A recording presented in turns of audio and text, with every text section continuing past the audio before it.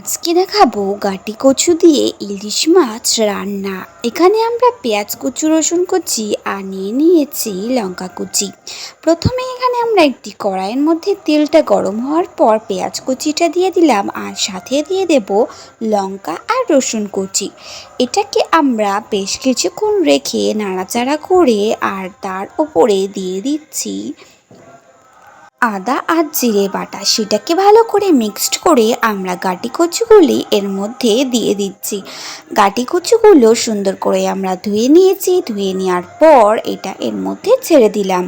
এক এক করে ছেড়ে দেওয়ার পর এটাকে আমরা ভালো করে নাড়াচাড়া করব।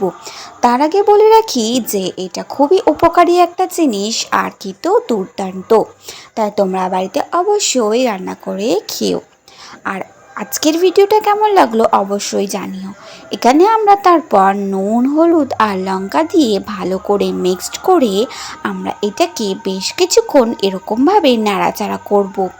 তারপর আমরা এর মধ্যে আর কিছু মোটামুটি দেব না, কিন্তু শেষে দেখব কি দিই।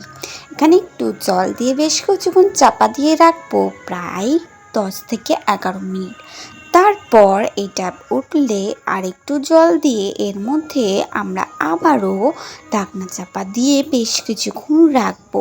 রেখে দেখতেই পাচ্ছ এটা আমরা প্রায় 5 থেকে 6 মিনিট পর এসে এর মধ্যে এক এক করে আমরা ইলিশ মাছগুলো দিয়ে দিচ্ছি।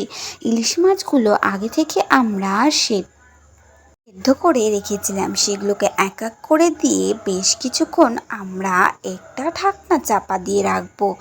আমরা প্রায় 5 মিনিট পর এসে এই ঢাকনাটা তুলে দেখব যে কমপ্লিট হয়ে গেছে। না হলে তোমরা